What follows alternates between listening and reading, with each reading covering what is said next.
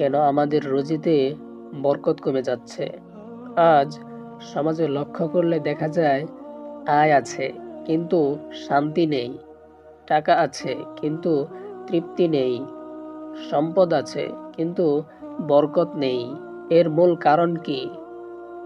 কোরআন ও হাদিসের আলোকে আজ আমরা সেই কারণগুলো জানতে চেষ্টা করব ইনশাআল্লাহ। আসসালামু আলাইকুম ওয়া রাহমাতুল্লাহ।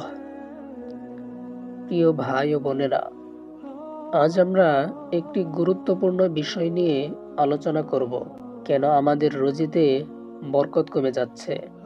আজ সমাজে লক্ষ্য করলে দেখা যায়, আয় আছে কিন্তু শান্তি নেই, টাকা আছে কিন্তু তৃপ্তি নেই, সম্পদ আছে কিন্তু বরকত নেই। এর মূল কারণ কি? কোরআন ও হাদিসের আলোকে আজ আমরা সেই কারণগুলো জানতে চেষ্টা করব ইনশাআল্লাহ। রুজিতে বরকত কমে যাওয়ার 6টি কারণ রয়েছে। এর মধ্যে 1 নাম্বার কারণ হলো হারাম উপার্জন। কেননা হারাম উপার্জন বরকতকে ধ্বংস করে দেয়। বর্তমান যুগে সবচেয়ে বড় ফিতনা হলো হারাম রিজিক। সুদ, ঘুষ, প্রতারণা, মিথ্যা ব্যবসা, ওজনে কম দেওয়া, অবৈধ লেনদেন সবই হারাম উপার্জনের অংশ। আল্লাহ রাব্বুল আলামিন বলেন, হে মানুষ, তোমরা পৃথিবীর হালাল ও পবিত্র বস্তু আহার করো। নবী করিম সাল্লাল্লাহু আলাইহি ওয়াসাল্লাম বলেছেন, যে দেহ হারাম দ্বারা তৈরি, জান্নাত তার জন্য হারাম। অর্থাৎ যে ব্যক্তি হারাম উপার্জন বা হারাম খাবে, তার জন্য জান্নাত হারাম। সে ব্যক্তি জান্নাতে প্রবেশ করবে না। হারাম উপার্জনের ফল: যে ব্যক্তি হারাম উপার্জন করে, তার দোয়া কবুল হয় না, তার পরিবারে অশান্তি লেগে থাকে এবং রোগব্যাধি বৃদ্ধি পায়, আর রুজিতে বরকত উঠে যায়।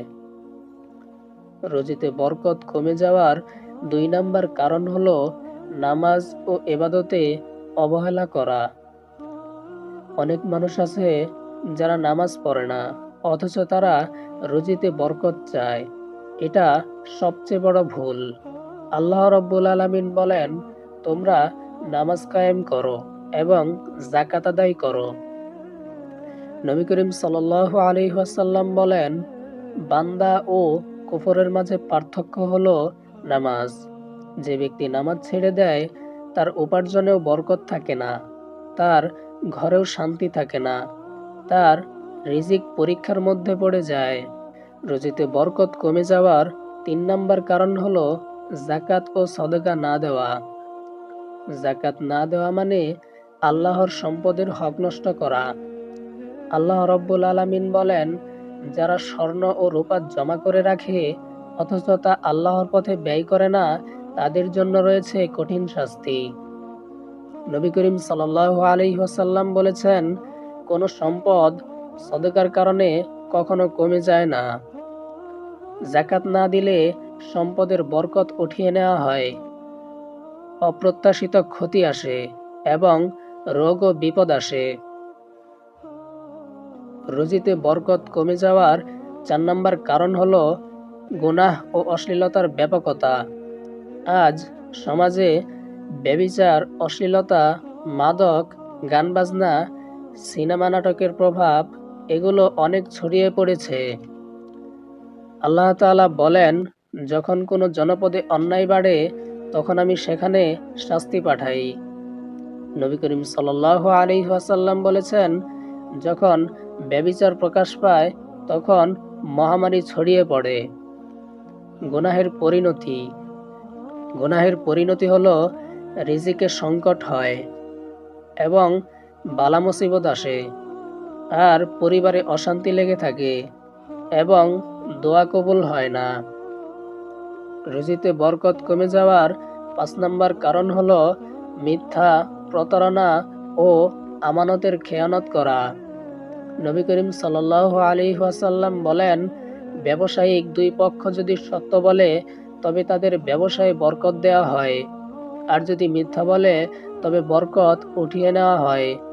রুজিতে বরকত কমে যাওয়ার 6 নম্বর কারণ হলো আত্মীয়তার সম্পর্ক ছিন্ন করা। নবী করিম সাল্লাল্লাহু আলাইহি ওয়াসাল্লাম বলেছেন, যে ব্যক্তি চায় তার রিজিক বাড়ুক ও আয়ু দীর্ঘ হোক, সে যেন আত্মীয়তার সম্পর্ক রক্ষা করে। রুজিতে বরকত পাওয়ার উপায় হলো 6টি।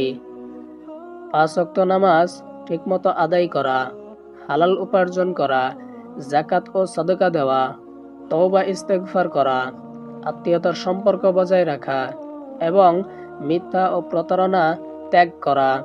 প্রিয় ভাই ও বোনেরা, রুজি কম হওয়া সমস্যা নয়, বরং বরকত কমে যাওয়াই আসল বিপদ।